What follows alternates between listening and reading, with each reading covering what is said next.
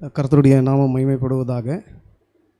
இந்த வேளையிலும் இந்த திருச்சபையோடு என்னுடைய நேரத்தை செலவிட வேண்டும் என்று தேவன் அனாதி தீர்மானமாய் முன்குறித்த விஷயம் என்பதை நான் விசுவாசிக்கிறேன். நிச்சயம் உங்களோடு தேவனுடைய வார்த்தையை பகிர்ந்து கொள்வதிலும் நான் மிகுந்த மகிழ்ச்சி அடைகிறேன். நேரம் இல்லாதனால் நான் நேரடியாக பாடத்துக்குள்ளே போயிடணும் அப்படின்னு சொல்லி பார்க்குறேன். சில என்னுடைய வேத பாட முறையை பார்த்தீங்க அப்படின்னா ஏதோ பிரசங்க பாணியில் இருக்காது. ஆக்சுவலி அந்த பிரசங்க பாணி அப்படிங்கிறது நான் பேசிகிட்டே இருப்பேன், உங்களுக்கு புரிஞ்சா இல்லையா அப்படிங்கிற ஒரு மைண்ட் தாட் என்ன பண்ணும், எனக்கு புரியாது. ஸோ அதை நீங்கள் புரிஞ்சிச்சா இல்லையாங்கிறது உங்களுடைய ரிஃப்ளெக்ஷன் வழி என்ன பண்ணுறேன் தெரிஞ்சுக்குவேன். அதை எப்படி தெரிஞ்சுக்குவேன் அப்படின்னாக்க, சில கேள்விகள் கேட்கப்படும். அந்த கேள்விக்கான பதில் காட்டுற வசனத்திலே இருக்கும், அல்லது கொஞ்சம் நம்ம தேட வேண்டிய விஷயம் இருக்கும். நீங்கள் படிச்சிருக்கலாம். நான் கேள்வி கேட்பதினால் எனக்கு வேத அறிவு அதிகம் அப்படின்னு நீங்கள் நினச்சிட வேண்டாம். முதல் நான் அந்த கருத்தை பதிவிட விருப்பப்படுகிறேன். ஏன் அப்படி சொல்கிறேன் அப்படின்னா, அநேக நேரங்களினுடைய கேள்வி கேட்கப்படும். அந்த கேள்விக்கான பதில், சரியான பதில் எங்கிட்ட இருக்காது. பட் ஆனால் எங்கேருந்து வரும்னு நினைக்கிறீங்க? விசுவாசிகள் பேசுகின்ற பதில்கள் என்னுடைய பதிலை காட்டிலும் ஒரு மிக சிறந்த பதில் என்ன பண்ணும் அங்கே இருப்பதை அநேக நேரங்களில் நான் உணர்ந்திருக்கிறேன். தேவன் எனக்கு அவ்வாறாக என்ன பண்ணுறாருன்னா சில பாடங்களை கற்றுத்தருகிறார் என்பதை நான் பார்க்கிறேன். சரிங்களா? சரி. சபையின் காரியத்தை குறித்து நான் சில நபர்கள் மூலியமாக கேள்விப்பட்ட போது உண்மையிலே என்னுடைய ஆதி திருச்சபை, என்னை வளர்த்த திருச்சபை அட்வென்டிஸ்டில் இருக்கிற ஒரு சபை எனக்கு ஞாபகம் உண்டு. சகோதரர் மணியும் நானும் அந்த சபைக்கு போனது உண்டு. தம்பி கேட்கும்போது அடிக்கடி கேட்பார், மணி ஆனால் அப்படி ஒரு சபை எங்கேயாவது இருக்குமாண்ணா அப்படின்னு தேடி கண்டுபிடிச்சா இருக்கும் மணி அப்படின்பேன். அந்த சபை இந்த சபை என்பதை நான் பார்க்குறேன். உங்களுடைய ஐக்கிய காரியங்களை குறித்து நான் பார்க்கிறேன். நம்ம சபையினுடைய சாபக்கேடு என்ன அப்படின்னா, அநேக இடத்தில் நான் போகும்போது அநேக நபர்களை ஊழியத்தில் இது பண்ணி கொண்டு வந்து சபையில் சேர்க்கும் போது அந்த சபையின் புதிதாக வருகின்ற நபர்களை விசாரிக்காத ஒரு படுகேவலமான விஷயம் எங்கே இருக்குது, நம்ம சபையில் இருக்குது என்பதை உளமாற ஒப்புக்கொள்ள வேண்டிய ஒரு விஷயம். நான் அனைத்து திருச்சபையும் பார்த்து நான் சொல்கிற ஒரு விஷயமா இருக்கிறது. இது மற்ற சத்தியத்தை அறியாத சண்டே சர்ச்சில் நான் போனோன்னா அந்த ஐக்கியம் என்ன பண்ணால் இதாக இருக்கும். அவங்க அந்த சபையை விட்டு வெளியே போக மாட்டாங்க பாருங்கள். அவ்வளோ சீக்கிரம் வர்றது பெரும் கஷ்டம். பட் ஆனால் நமக்கு சத்தியம் இருக்குது, எது இல்லை, அந்த அன்போ அந்த ஐக்கியமோ இல்லாத ஒரு விஷயம் இருக்கிறதை பார்க்கிறேன். உங்களுடைய சபை அப்படி வளர்ச்சி இருந்திருக்கிறது என்பதை சில காரியங்களை குறித்து நான் கேள்விப்பட்டதிலும் பார்க்குற விஷயத்திலையும் நான் பார்க்குற உண்மையிலே தேவனுக்கு நான் நன்றி செலுத்துகிறேன். முதலாவது விஷயம். அதே போல் அந்த வாய்ப்பினை கொடுத்த சபை போதகர் மற்றும் சபையினுடைய விசுவாச பிள்ளைகள் யாவருக்கும் என்னுடைய ஓய்வு நாள் வாழ்த்துக்களையும் என் மனமார்ந்த நன்றியை நான் தெரிவித்துக் கொள்கிறேன். நேரடியாக பாடத்திற்குள்ளாக நம்ம செல்வோம். நான் மறுபடியும் சொல்கிறேன், கேள்வி கேட்குறதுனால நான் ஞானவான் அப்படிங்கிறதில்ல. அந்த கேள்விக்கான பதில் நீங்கள் கொஞ்சம் சிந்திக்கணும் அப்படின்னு நான் பார்க்குறேன். எனக்கு கொடுக்கப்பட்ட நேரம் ரொம்ப குறைவு. எனக்கு அந்த நேரம் பத்தாதுன்னு எனக்கும் தெரியும். பட் இருந்தாலும் அதுக்குள்ளே முடிக்கணும்னு ஒரு காலகட்டத்துக்கு ஒரு ஒழுக்கம் கரமாக இருக்குது. அதை தாண்டி நான் என்ன பண்ண மாட்டேன், போக மாட்டேன். ஒருவேளை என்னுடைய கேள்விக்கான பதில் முடிவு இல்லைன்னா என்ன பண்ணலாம், நீங்கள் உய்த்து ஆராயும்படி அந்த வேத பகுதியை நான் என்ன பண்ணுவேன், காட்டி கொடுத்துட்டு போகிறதுக்கான வாய்ப்புகள் இருக்கிறது. சரி, ஒரு விஷயத்தை நாம் பார்ப்போம். நீங்கள்லாம் விசுவாசிகளா? மதனே சத்தியத்தை நம்புறீங்களா? சரி, இன்னொரு கேள்வி கேட்குறேன். நீங்கள் விசுவாசியா, பூரண விசுவாசியா? விசுவாசிக்கும் பூரண விசுவாசிக்கும் வித்தியாசம் இருக்குங்கிற எத்தனை பேருக்கு புரியுது? நாம் விசுவாசியா அல்லது பூரண விசுவாசியா, முழுமை பெற்ற விசுவாசியா? நான் கேட்குற கேள்வி புரியுதுங்களா? வாங்களேன், நான் கேட்கல, பைபிள் கேட்குற ஒரு விஷயம். வாசிங்க, யாக்கோபு 2ஆம் அதிகாரத்துக்கு வருவோம். வசனம் 22 பாருங்களே.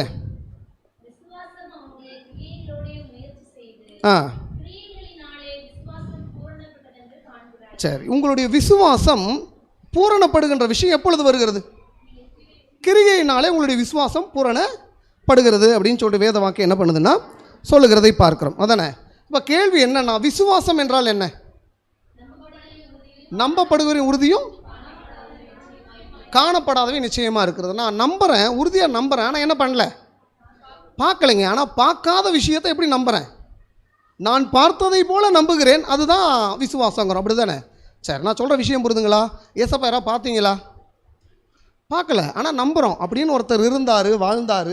அவருடைய வாழ்க்கை எனக்கு அநேக பாடங்களை கற்றுத்தருகிறது, என்னுடைய வாழ்க்கையை சீர்படுத்துகிறது என்பதை நம்ம என்ன பண்ணுறோம், உறுதியாக நம்புகிறோம். அப்படி தானே? அப்போ பாருங்கள், நம்ம பார்க்காத ஒரு விஷயத்தை உறுதியாக நம்புறது தான் விசுவாசம். அதானே? அப்போ அந்த விசுவாசத்தை எதில் காட்டணும்? கிரியையில் காட்டணும். தேவன் ஒருவர் உண்டு என்று யாரும் விசுவாசிக்கிறான்? பிசாசும் விசுவாசித்து என்ன பண்ணுதான்? நடுங்குதான். அங்கே ஒரு பயம் என்ன பண்ணுதுன்னா பிசாசுக்கு இருக்கிறதை நாம் பார்க்குறோம். அதே யாக்கோபில் இருக்கிற ஒரு விஷயந்தான். வாசிங்க வசனம் 19 பாருங்கள். தேவன் ஒருவர் உண்டு என்று விசுவாசிக்கிறாய், அப்படி செய்கிறது நல்லது தான், பிசாசுகளும் விசுவாசித்து நடுங்குகின்றன. அப்போ பிசாசு என்ன பண்ணுது? தெய்வம் இருக்கிறார்னு நம்புது. அப்போ அந்த விசுவாசத்தை, கடவுள் இருக்கிறார் என்கின்ற விசுவாசத்தை நீங்கள் எவ்வாறு கிரியில் காண்பிப்பீர்கள்? நான் கேட்குற கேள்வி உங்களுக்கு புரிதுங்களா? எப்படி காட்டுவீங்க? தெய்வம் இருக்கிறாரு அப்படின்னா நீ காட்டுப்பான்னு ஒரு நாத்திகவாதி கேட்குறாங்க, எப்படிங்க காட்டுவீங்க? பாஸ்டர் ஓய்நாள் பள்ளி பாடத்தில் ஒரு கருத்தை அழகாக பதிவிட்டார். அந்த கருத்து தான் ஆண்டவருடைய குணாதிசையை காட்டுவதே அது நாம் தேவன் இருக்கிறார் என்பதை மற்றொருக்கு சாட்சி பகிர்கின்ற ஒரு விஷயமா இருக்கிறது என்பதை நாம் உணர வேண்டிய ஒரு விஷயம். அதான விஷயம். அப்போ பாருங்கள், தெய்வம் இருக்கிறாரா அப்படின்னா நம்முடைய வாழ்க்கை முறையில் தேவனுடைய குணாதிசயத்தை நாம் காட்டும்போது தேவன் ஒருவர் உண்டு என்று அநேகர் விசுவாசிக்கிறதுக்கு நாம் அவருடைய தற்சொரூபமாக இருக்கிறோம் என்பதை நம்ம என்ன பண்ணணும்? காட்ட வேண்டிய விஷயமா இருக்கிறதா சொல்கிறாரு. பிதாவின் தற்சொரூபம் யார்? இயேசு கிறிஸ்து. அதானே பிதா எப்படி இருப்பாரோ அவர் காட்டுறார். அப்போ தற்சொரூபம்னா என்ன அர்த்தம்? ஏதோ உருவத்தின் வழியாய் மாத்திரமல்ல, பிதாவுடைய குணாதிசயம் யாரிடம் இருந்தது? இயேசு கிறிஸ்துவிடம் இருந்தது என்பதை நாம் பார்க்கிறோம். சரி, இப்போ இயேசு கிறிஸ்துவனுடைய குணாதிசயம் பிதா குணாதிசயம் ஒன்று தான்.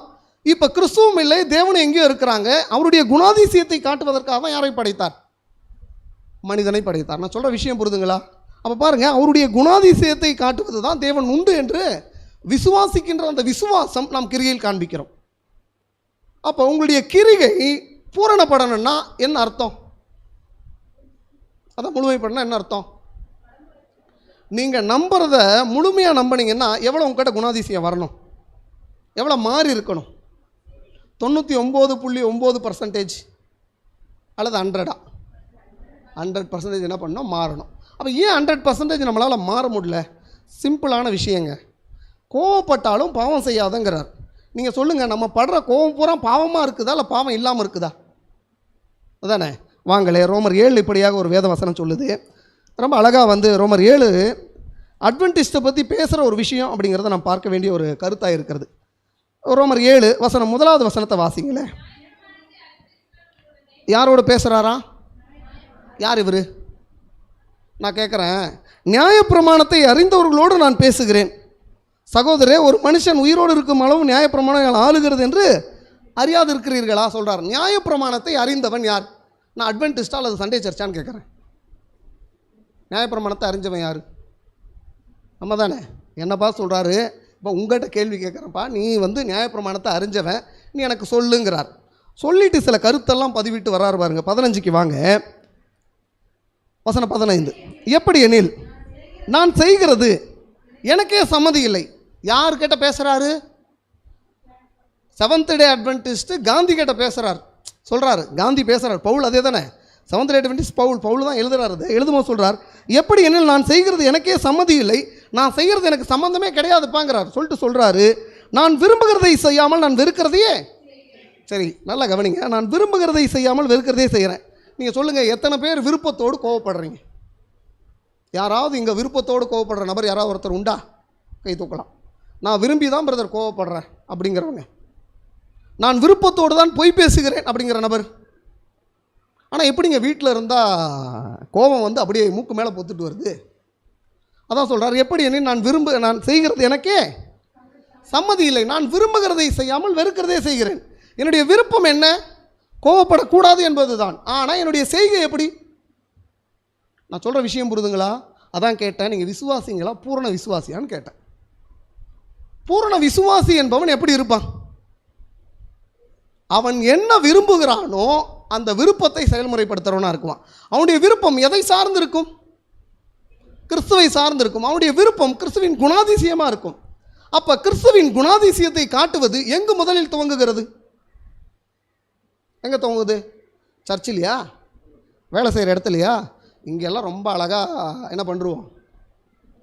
ரொம்ப அழகாக என்ன பண்ணுறோம்? சத்தியத்தை சொல்கிறோமா, நடித்து காட்டுருவோமா?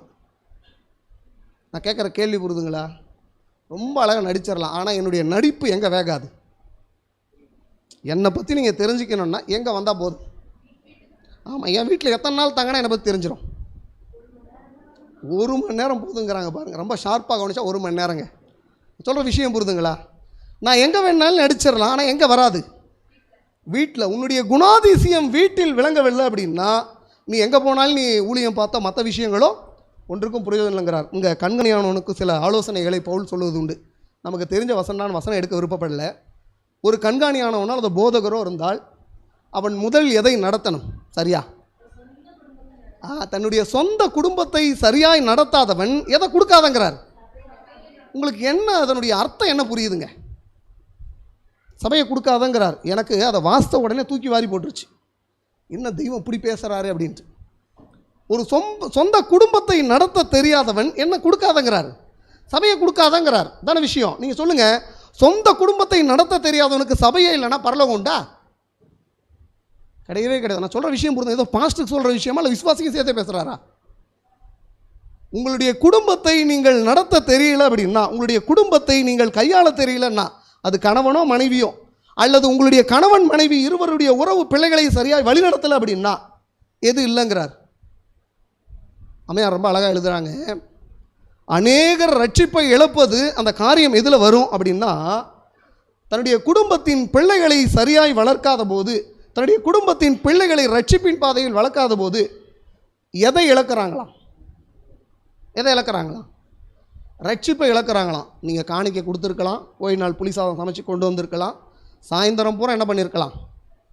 சர்ச்சை விட்டு வெளியே போகாமல் இருக்கலாம், சர்ச்சுக்கு அது ஒரு மதியத்துக்கு மேலே நீங்கள் போய் ஊழியம் பார்த்துருக்கலாம், அநேக இடத்துல பிரசங்கம் பண்ணியிருக்கலாம், அநேகருக்கு உதவிகளை நீங்கள் ஈந்தளித்திருக்கலாம். இதெல்லாம் செஞ்சும் கடவுள் என்ன சொல்கிறார் அப்படின்னா, மற்ற 7 அக்கிரம செய்கை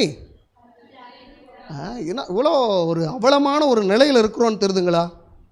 அப்போ நம்முடைய நம்பிக்கை, நம்முடைய விசுவாசம் பூரணப்பட வேண்டுமானால், அந்த முழுமையான விசுவாசம் வரணும் அப்படின்னா எதில் வரணும்? கிரியையில் வரணும். நான் அடுத்த ஒரு கருத்துக்கு நான் பதிவிட்டு பாடத்தை முடிக்கணும் அப்படின்னு நான் நினைக்கிறேன். வாங்க எபிரேயர் 11க்கு வாங்க. அதே விசுவாசங்கிற பகுதிக்கு தான் நான் எடுக்கிறேன். எபிரேயர் 11க்கு வாங்க. வசனம் 1 வாசிங்களே. நம்ம பார்த்துட்டோம், இந்த வசனத்துக்கான விளக்கம் நமக்கு பார்த்துட்டோம். மறுபடியும் நம்ம விளக்கம் கொடுக்க வேண்டிய அவசியம் இல்லை. விசுவாசமானது நம்பப்படுகிற உறுதியும் காணப்படாதவைகளையும் நிச்சயமாக இருக்கிறது. அப்போ நம்புற, உறுதியாக நம்புற, அதை நீ என்ன பண்ணணும்? அடுத்து பார்த்தோம் யாக்கோபில், உங்களுடைய விசுவாசம் எதில் பூரணப்படும்? கிரிகையினாலே பூரணப்படும். ஒருவேளை நீங்கள் விசுவாசித்து கிரிகையில் கொண்டு வரலைன்னா அந்த கிரிகை செத்த கிரிகை தானே விஷயம். செத்த கிரிகைன்னா என்ன சொல்ல வராரு? நீயும் பிசாசும் ஒன்றுடாங்கிறார். நீ நம்புறப்பா, அதுவும் நம்புது. ஆனால் அதனுடைய நம்பிக்கையும் உன்னுடைய நம்பிக்கையும் எதில் வித்தியாசம் காட்ட முடியும்? கிரிகையினால் மாத்திரமே வித்தியாசம் காட்ட முடியும். வசனம் 2 பாருங்க. அதனாலே, எதினாலே? உங்களுடைய விசுவாசத்தினாலே முன்னோர்கள் நற்சாட்சி பெற்றார்கள். இப்போ வசனம் 3க்கு வாங்க. இந்த வசனம் 3ல் ஒரு நிமிஷம் பவுல் பேசும்போது ரொம்ப அழகாக பேசுகிறாரு. நாத்திசத்தை உள்ளே பேசுகிறாரு. எத்தனை பேருக்கு அந்த வார்த்தை புரியுது எனக்கு தெரியல. வசனம் 3 பாருங்களேன். விசுவாசத்தினாலே நாம் உலகங்கள் தேவனுடைய வார்த்தையினால் உண்டாக்கப்பட்டது என்றும் இவ்விதமாய் அவர் சொல்றார், இவ்விதமாய் காணப்படுகிறவைகள் தோன்றப்படுகிறவைகளினாலே உண்டாக்கப்படவில்லை என்று அறிந்திருக்கிறோம். நீங்கள் இவ்விதமாய் பார்க்குறீங்களே, இதெல்லாம் எப்படி வரலையா? அங்கே வார்த்தை வருது பாருங்க, அந்த வார்த்தையை கரெக்டாக எடுங்க. இவ்விதமாய் காணப்படுகிறவைகள். நீங்கள் இப்பெல்லாம் பார்க்குறீங்களே, மரம், செடி, கொடி, தவளை, மிருகம், அனிமல்ஸ் எல்லாமே, மனுஷன் எல்லாமே எப்படி வரலன்னு சொல்கிறார்? தோன்றப்படுகிறவைகளினாலே உண்டாகவில்லை என்று விசுவாசிக்கிறோம். அதான விஷயம். அறிந்திருக்கிறோம். நான் நம்புகிறேன்ப்பா. அப்போ என்ன சொல்ல வராரு? தோன்றப்படலை அப்படிங்கிறார். தோன்றப்படலைன்னா என்ன அர்த்தம்? உங்களுக்கு எதாவது அந்த வார்த்தையுடைய அர்த்தம் புரியுதா? ஆமாம் தானே? உங்களுக்கு புரியலைங்களா? நான் இல்லை, நல்ல கவனிங்க. இவ்விதமாய் காணப்படுகிறவைகள் தோன்றப்படுகிறவையினாலே உண்டாக்கவில்லை என்றும் என்ன சொல்ல வரார் அப்படின்னா, ரெவலேஷன் தெரிய பேசுகிறாருங்கிறேன். எத்தனை பேருக்கு புரியுது? நீங்கள் இப்போ பார்த்துட்ருக்கிறீங்களே, இதெல்லாம் ஏதோ தோன்றுச்சின்னு நினைக்காதப்பா. ஒரு செல் உயிரி அமீபாவிலேருந்து அப்படியே படிப்படியாக வளர்ந்து என்ன ஆகிடுச்சு? ஸோ வந்துச்சு. அல்லது பிளாக் ஹோல்லேருந்து உலகம் உண்டாச்சின்னு என்ன பண்ணல? இல்லைப்பா, அதை நான் நம்புகிறேன். அப்போ எப்படி வந்துச்சா? அங்கே வசனம் 3 சொல்கிறார், அவருடைய வார்த்தையினாலே உண்டானது. நீங்கள் அதை நம்புறீங்களா? விசுவாசிக்கிறீங்களா? தேவனுடைய வார்த்தையினால்தான் மரம், செடி, கொடியெல்லாம் வந்ததா? நாகாயம், சூரியன், சந்திரன், நட்சத்திரம் எல்லாமே அவருடைய வார்த்தையினால் வந்ததா? அவர் சொல்ல ஆச்சா? உண்மையிலே விசுவாசிக்கிறீங்களா? உங்களுடைய விசுவாசத்தின் கிரியை எங்க? நான் கேட்குற கேள்வி புரிதுங்களா?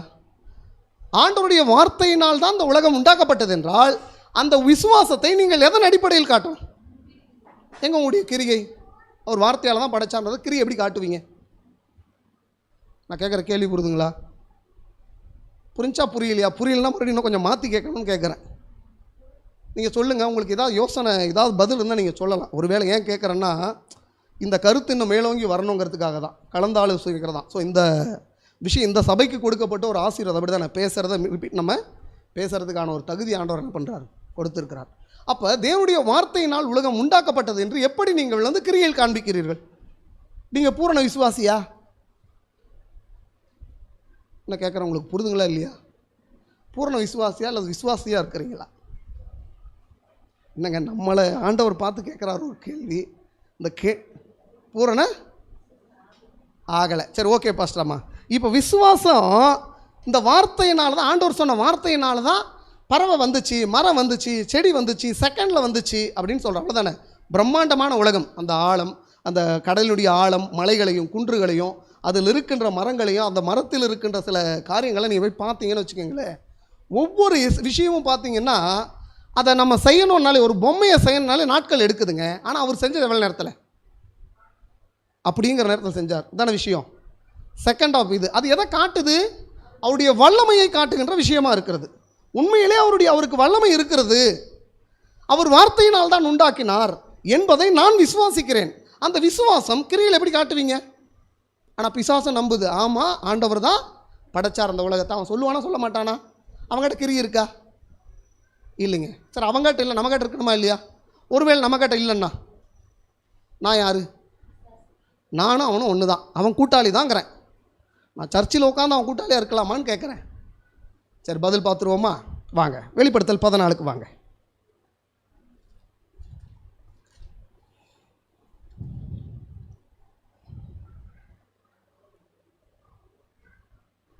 வெளிப்படுத்தல் 14 வசனம் 7 வாசிக்கலாம்.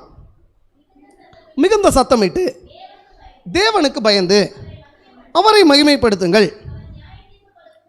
சரி, எங்கள் அழகாக வார்த்தையை போடுறார். நியாய தீர்ப்பு கொடுக்கும் வேலை எப்போ வந்தது? நமக்கு தெரியுமா எப்போ வந்தது? நியாய தீர்ப்பு எப்போ வந்தது?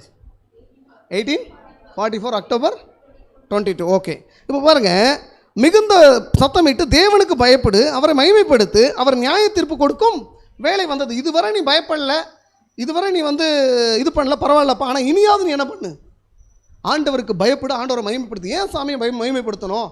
ஜட்ஜ்மெண்ட் ஸ்டார்ட் ஆகிடுச்சுப்பா, இனிமேலாவது நீ என்ன பண்ணு? அவருடைய காரியங்கள் இன்னும் கொஞ்சம் ஊன்றா வளர்ந்து வா அப்படின்னு என்ன பண்ணுறார்? ஒரு அழைப்பை கொடுக்கிறார். அடுத்த வார்த்தையை வாசிங்க.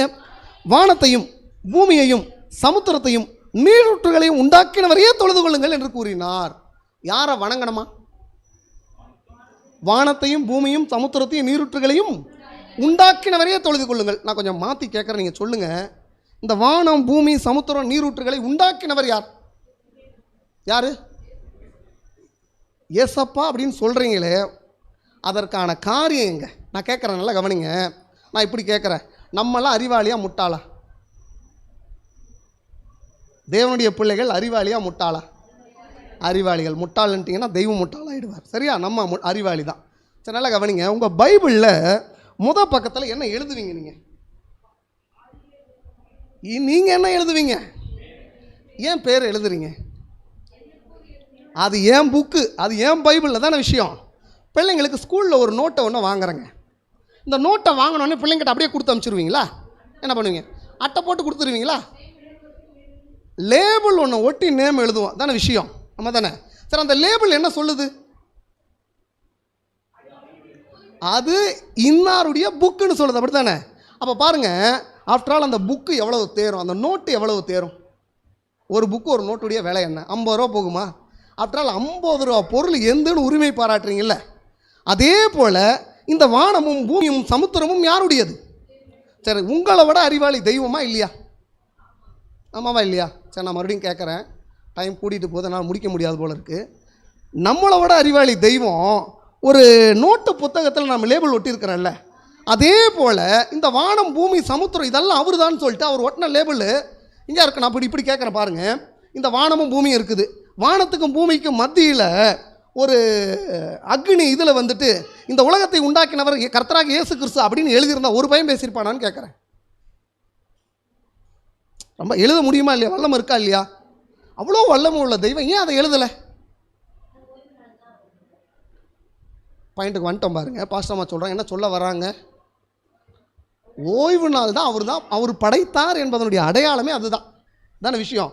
அவர் தான் சிருஷ்டித்தார் என்பது ஓய்வு நாள் தான் அடையாளம். நீங்கள் சொல்லுங்கள், உலகம் வார்த்தையினால் உண்டானது என்பதை விசுவாசிக்கிறீங்க அப்படின்னா இந்த வெளிப்படுத்தல் 14:7 வைத்து அதே போல் யாத்திராமம் 20:10 வாசிங்களே. யாத்திராமம் 20க்கு வாங்க.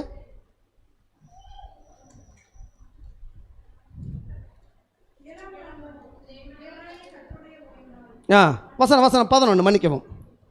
கர்த்தர் 6 நாளைக்குள்ளே வானத்தையும் பூமியையும் சமுத்திரத்தையும் அவையில் உள்ள எல்லாவற்றையும் உண்டாக்கி 7ஆம் நாளிலே ஓய்ந்திருந்தார். ஆகையால் கர்த்தர் ஓய்வு நாளை ஆசீர்வதித்ததை பரிசுத்தமாக்கினார். சொல்றார், கர்த்தர் 6 நாளைக்குள்ளே வானத்தையும் பூமியும் என்ன பண்றார்? சமுத்திரத்தையும் அவையில் உள்ள எல்லாவற்றையும். அங்க வெளிப்படுத்தல படிச்ச அதே வார்த்தை அங்க வருது, வானம் பூமி சமுத்திரம்.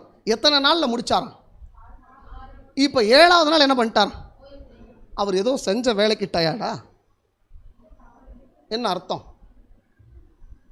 ஏதோ வேலை செஞ்சார், நம்மளை மாதிரி ரொம்ப களைப்பாக இருக்குது, நம்ம வரோம் சர்ச்சுக்கு ஒரு 12 மணி முடிஞ்ச உடனே நீட்டாக போய் எங்கே போகிறோம்? வீட்டில். அடுத்த நிமிஷம் போய் அந்த சர்ச்சு தூங்குறதில்ல சந்தோஷம். அநேக இடத்துல போய் பார்க்கும்போது அடுத்து என்ன பண்ணுவாங்க? 12:30 மணிக்கு மேலே வீட்டில் போய் அவ்வளோதான், நமக்கு ரெஸ்ட்டு நாள் இன்றைக்கி, அவ்வளோதான். ஓய்வு நாளா ரெஸ்ட்டு நாளா? ஸோ ரெஸ்ட் நாள் நிறைய இடத்துல என்ன பண்ணிட்டு தான் ஓடிடுறதை பார்க்குறோம். நீங்கள் சொல்லுங்கள், கவனிங்க. இங்கே வந்து கர்த்தர் 6 நாளைக்குள்ளே வானத்தையும் பூமியும் படைத்து 7ஆம் நாள் ஓய்ந்திருந்தார் அப்படின்னா என்ன அர்த்தம்? அப்படின்னா 6 நாளில் முடித்தார், 7ஆவது நாள் ஏன் ஓய்ந்திருந்தார் அப்படின்னா என்னுடைய பிள்ளைகளுக்காக அவர் என்ன பண்ணுறார்? காத்திருக்கிறார். நான் படைத்த படைப்புகள் என்ன பண்ணணும்? என் அன்பை புரிந்து பிரதி என்பது என்ன பண்ணணும்? காட்டணும் அப்படின்னு யார் வந்து விரும்புகிறா? தேவன் விரும்புகிறார். அதான் சொன்னேன், அவருடைய ஆஃப்டர் ஆல் 50 ரூபா போகிற ஒரு நோட்டுக்கு நம்ம பேரை எழுதுகிறோமே, அவருடைய லேபிளில் அவர் அக்னியாக வந்து எழுத முடியும். ஏன் எழுதலை அப்படின்னா, என்னுடைய லேபிள் அங்கே வைக்க விருப்பப்படலப்பா, அந்த லேபிளை காட்டிலும் அந்த வானத்தையும் அந்த பூமியையும் நான் நம்புறதை காட்டிலும் யாரை அதிகமாக நம்புகிறேன்? நான் என்ன சொல்கிறேன், அந்த வானத்தில் எழுதும் போது காற்றடிச்சு அதெல்லாம் அழிஞ்சிருமா? அக்னி அழிய வாய்ப்பு இல்லை. வானம் பூமி அல்லது சமுத்திரம் அதில் உள்ள யாவும் அவருடையது. அவருடைய சொல்லுக்கு அது கீழ்ப்படுகிறதா? கீழ்ப்படியலையா? கீழ்ப்படுகிறது. அப்படி தானே? நீங்கள் சொல்லுங்கள், அந்த சகல சிருஷ்டிகளை நம்புவதை பார்க்கலும் யாரை அதிகமாக நம்புகிறார்? நம்மளை நம்புகிறார். நான் சொல்கிற கருத்து புரிதுங்களா? அப்போ உலகம் வார்த்தையால் தான் உண்டாக்கப்பட்டது, தேவனுடைய வார்த்தையினால் தான் உண்டாக்கப்பட்டது என்பதனுடைய விசுவாசத்தினுடைய கிரியை என்னன்னு சொல்லுங்கள். ஓய்வு நாளில் நீங்கள் ஆலயத்தில் வந்து உக்காண்டா என்ன சொல்கிறோம்? எப்பா இந்த உலகத்தை படைச்சது நீங்கள் தான்ப்பா, அது வார்த்தையால் தான்ப்பா படைச்சிங்க. இந்த உலகத்தை படைத்தது மாத்திரமல்ல, யாரையும் படைத்தீர், என்னையும் படைத்தீர். என்னை படைப்பதில் மாத்திரம் ஒரு வித்தியாசம் இருக்கிறது. ஏன் அங்கே களிமண் எடுத்தவர் செய்யணும்? அவருடைய நேசம் என்ன என்பதை அந்த இடத்துல என்ன பண்ணுறார்? காட்டுகின்ற ஒரு விஷயத்தை நாம் பார்க்கிறோம். நான் சொல்கிற கருத்து புரிதுங்களா? அப்போ பாருங்கள், ஒவ்வொரு ஓய்வு நாளும் நமக்கெல்லாம் ஓய்வு நாள் எப்போ ஆரம்பிக்கும்? சரி, அநேக குடும்பங்களில் எப்படி ஓய்வு நாள் ஆரம்பிக்குன்னா, நம்ம சமையல் வந்து எப்போ முடிச்சிருக்கணும்? 6 மணிக்கு முடிச்சிருக்கோம். ஆனால் நமக்கு எப்போ முடியுதோ சமையல் அப்போ தான் நமக்கு ஓய்வு நாள் ஸ்டார்ட். ஆனால் பைபிள் அதை என்ன பண்ணல, அங்கீகரிக்கலைன்னு சொல்கிறேன். நான் சொல்கிற கருத்து புரிதுங்களா? தேவன் எவ்வாறு சொன்னாரோ அவ்வாறு நான் ஆராதிக்கின்ற விஷயம், அவருடைய அன்பை புரிந்திருப்போமானால் அதனுடைய துரிதம் ஓடுவோங்க. நான் சொல்கிற விஷயம் புரிதுங்களா? உங்கள் பாஸ்டருக்கு வந்துட்டு கால் அடிபட்டுச்சு அப்படின்னு ஒரு விஷயத்தை வந்து நான் கேள்விப்பட்டேன். பாப்பா ஸ்வீட்டி வந்து சொன்னான், ஆனால் ஜெபம் பண்ணிக்கங்கண்ணா அப்படின்னு சொல்லிட்டு சொல்லும் போது, தம்பியும் பாப்பா இது பண்ணும்போது அவங்களுடைய ஐக்கியத்தை குறித்து சில விஷயங்கள்லாம் அப்படியே சொல்கிறாங்க. அவரை பார்ப்பதற்கோ அவர் மேல் கொண்ட அன்பின் மித்தம் நீங்கள் போன ஒவ்வொரு செயல்பாடும் தெய்வத்தினுடைய ஓய்வு நாளில் இருக்கான்னு கொஞ்சம் யோசித்து பாருங்களேன். நாங்கள் செய்ய வேண்டாம்னு சொல்ல வரல, உண்மையிலே ரொம்ப நல்ல விஷயம். நீங்கள் பாஸ்டரை நேசித்த அதே நேசம் உங்களுடைய ஓய்வு நாள் ஆராதனைக்குரிய அல்லது ஆயத்தத்திற்குரிய விஷயத்தில் இருக்குதா? என்னை உட்படவே நான் கேட்கிறேன். நான் இதில் ஏதோ வெளியே வந்து நான் நின்று இது பண்ணல, உங்களையும் என்னையும் சேர்த்தே நான் என்ன பண்ணுறேன், இந்த கேள்வியை கேட்கிறேன். நான் சொல்கிற விஷயம் புரிதுங்களா? அப்போ ஒவ்வொரு நாளும் அந்த ஆயத்தங்களில் நாம் சீராக இல்லை அல்லது கரெக்டாக இல்லைன்னா என்ன சொல்கிறோம் அப்படின்னா, இந்த உலகத்தை ஆண்டவர் எதில் உருவாக்கலை? வார்த்தையால் உருவாக்கலை. அப்போனா எப்படி உண்டாச்சு? ரெவலேஷன் தேரி தான்ப்பா கரெக்ட். நான் சொல்கிற விஷயம் புரியுதுங்களா? ரெவலேஷன் தேரியை கொண்டு வந்தவன் யாருங்க? சரி, அவனுக்கு பின்னணி யார்? சாத்தான். ரெவலேஷன் தேரி நம்மளை நம்புகிறோமா இல்லையா? எப்படி நம்புகிறோம்? என்னுடைய ஆயத்தம் சரியில்லை என்றால் நான் சொல்லுவது சத்தியம் அல்ல, ரெவலேஷன் தேரி. நான் சொல்கிற கருத்து உங்களுக்கு புரியுதுங்களா? நாம் எதை விசுவாசிக்கிறோமோ அந்த விசுவாசத்தை உங்களுடைய கிருகை படிப்படியாக வளர்ச்சியை காணாவிடில் நிச்சயம் அந்த வளர்ச்சி இல்லாத போது அந்த காரியம் வீணாய் போவது மாத்திரமல்ல, தேவனுக்கு சரியாக சாட்சி பகராத விஷயம் மாத்திரமல்ல, எதையும் இழப்போம், நம்முடைய ரட்சிப்பையும் இழப்போம். நீங்கள் நல்லா கவனிங்க. பிள்ளைங்க, நீங்கள் ஒரு காரியத்தை சொல்கிறீங்க ஒவ்வொரு நாளும். இப்போ அதை ரெடி பண்ணுது. என்னுடைய பையன்கிட்ட நிறைய டைம் சொல்லுவேன், தம்பி இந்த விஷயத்தை செய்டாமல். எத்தனை டைம் நான் சொல்லி அவனை பொறுமையாக நடத்துவேன்னு நீங்கள் நினைக்கிறீங்க? நீங்கள் உங்கள் பிள்ளைங்களை வளர்ப்பீங்கல்ல, ஒரு விஷயத்தை நல்ல குணாதிசயத்தை கொண்டு வர்றதுக்கு சில காரியங்கள் நம்ம முயற்சி எடுப்போம். எத்தனை டைம் சொல்லி பொறுமையாக இருப்பீங்க? எனக்கெல்லாம் என் ஒய்ஃப் சொல்லுவா, ஆனால் நல்லா படிக்கிறீங்க, வீட்டில் வந்தீங்கன்னா மாத்திரம் இந்த இடத்துல மாத்திரம் தாங்க மிஸ்ஸிங் உனக்கு. ஆனால் எனக்கு அது பாடம் தான், இல்லைன்னு சொல்ல. டப்புன்னு அடிச்சிருவோம் பாருங்க. அடித்த உடனே கேட்பா, தெய்வமும் இது மாதிரி உங்களை டப்புன்னு அடித்தா என்ன ஆகும்? ஸோ எதுக்காக சொல்கிறேன் அப்படின்னா, நான் அவன் திருந்தணும் அப்படின்னு தான் அடிக்கிறேன். ஆனால் நான் அவனிடம் காட்டுகின்ற கிருபையை காட்டிலும் தேவன் என்னிடம் காட்டுகின்ற கிருபை ரொம்ப அதிகம். அல்லது இந்த என்னுடைய மகனை நான் நம்புவதை காட்டிலும், அல்லது என்னுடைய வாழ்க்கையை குறித்து என்னுடைய மனைவியோ என்னுடைய பிள்ளையோ அல்லது என்னை சுற்றி இருக்கிற நபர்கள் இதெல்லாம் தேராது போல இருக்க இந்த விஷயத்தில் அப்படின்னு கட்டுக்கழிச்சாலும், அளவு கடந்த அன்பும் அளவு கடந்த நம்பிக்கையும் யார் வைக்கிறார்? கிறிஸ்து நம்ம மேலே வைக்கிறார். ஒரு நாளும் அதற்கான பாத்திரவானாய் நான் விளங்கினதே கிடையாது. இன்ன வரையும் நம்புறார். அவருடைய நம்பிக்கை எதுவரை இருக்கும்னு நினைக்கிறீங்க? என்னுடைய மரணம் அல்லது அவருடைய வருகைங்க. அதுவரையும் உங்களை அவ்வளவு நம்பிக்கைக்குரிய ஒரு காரியம் அவ்வளோ நம்புறாருன்னா அது யார் தான்? இயேசு மட்டும்தான். உங்கள் வீட்டில் இருக்கிற உங்களுடைய கணவரோ உங்களுடைய பிள்ளைகளோ உங்களுடைய மாமனார் மாமியாரோ உங்கள் தாய் தகப்பனோ என்ன பண்ண மாட்டாங்க. இப்படி ஒரு நம்பிக்கை வைப்பது என்பது சாத்தியமே இல்லை. ஆனால் யார் வைக்கிறா? என் பிள்ளை ஒரு நாளில் ஒரு நாள் எனக்கு சாட்சி பகரும். என் பிள்ளை ஒரு நாளில் ஒரு நாள் நான் அந்த உலகத்தை வார்த்தையால் தான் படைத்தேன் என்பதை கிரிகையில் காட்டி பூரணப்படுத்தும். அந்த நம்பிக்கை யார் வைத்திருக்கிறார்? ஸோ ஏதோ அந்த படைப்பில் மாத்திரமல்ல, அநேக விஷயங்கள் ஆண்டவர் என்ன பண்ணுறார்? உங்களை என்னையும் நம்புகிறார். அந்த நம்பிக்கைக்கு பாத்திரவானாய் நாம் இருப்போமானால் அதனுடைய ஆசீர்வாதமே வித்தியாசமான விஷயம். அந்த ஆசீர்வாதத்தை நாம் ருசி பார்க்காத பிள்ளைகளாகவே இருக்கிறோம். நாம் பார்ப்பதெல்லாம் ஆசீர்வாதமே அல்ல. அவர் நமக்கு கொடுக்கின்ற ஒரு சின்ன ஒரு பிள்ளை தப்பு செஞ்சுட்ட பிறகால என் பிள்ளை மேலே பாசம் கொண்டு நான் கொடுப்பேன் பாருங்க, என் பிள்ளை தான் என்னதான் இருக்கட்டும் அப்படிங்கிற மாதிரி தான் என்ன பண்ணுறார், இன்னமும் நம்மளை நடத்துகிறார். அவருடைய கரம் நடத்துதலாக இருந்துச்சுன்னு வச்சுக்கோங்களேன், அந்த நடத்துதல் வித்தியாசமாக இருக்கும். எலியாவை போல, ஏனோக்கை போல. சொல்கிற விஷயம் புரிதுங்களா? அப்படி ஏற்பட்ட ஆசீர்வாதம் ஏதோ எலியாவுக்கும் ஏனோக்குக்கும் மாத்திரமல்ல, உங்களுக்கும் எனக்கும் தர வேண்டும் என்ற பிரியம் யாருக்கு இருக்கிறது? தேவனுக்கு இருக்கிறது என்பதை நாம் பார்க்கிறோம். அவருடைய சிருஷ்டிப்பின் நாளை நாம் சரியாய் கை கொண்டு அந்த சாட்சியை மற்றவருக்கு பகிர்ந்திருப்போமானால் இன்றைக்கு ஆலயம் நிரம்பியிருக்கும். என்ற ஆலயம் அநேக இடங்களில் காத்து வாங்குது அப்படின்னா காரணம் என்னன்னு நினைக்கிறீங்க? ஏன் செயல்பாடு சரியில்லைங்க, மற்றவங்கள கொள்ள. என்னுடைய வாழ்க்கை என்ன பண்ணல, இன்னும் அவருக்கு இசைவாய் அல்லது அவருடைய வாழ்க்கைக்கு இசைவாய் வரலை அப்படிங்கிறத காட்டுகிறோம். அப்படி ஏற்பட்ட வாழ்க்கையை மாற்ற வேண்டும் என்பதற்காக தான் ஒவ்வொரு வாரமும் நீங்களும் நானும் ஓய்வு நாளுக்குள்ளே வரும். அந்த ஓய்வு நாளுக்குள்ளே வரும்போது உங்களுடைய பயபக்தி என்னுடைய பயபக்தி அப்படி இருக்கிறதா இருக்குமானால் நிச்சயம் அதற்கான ஆசீர்வாதத்தை இங்கே மாத்திரமல்ல, நம்முடைய குடும்பங்கள், நம்முடைய குடும்பம் மாத்திரம், நம்முடைய குடும்பத்தை சுற்றி இருக்கின்ற ஒவ்வொரு நபர்களுக்கும் அந்த ஆசீர்வாதம் என்ன பண்ணும்? சென்று சேரும் என்பதை நாம் நம்பிக்கையோடு இருப்போம். நிச்சயம் அப்படிப்பட்ட ஆசீர்வாதத்தை உங்கள் ஒவ்வொருவருக்கும் தேவன் தாமே தருவாராக. ஆமென்.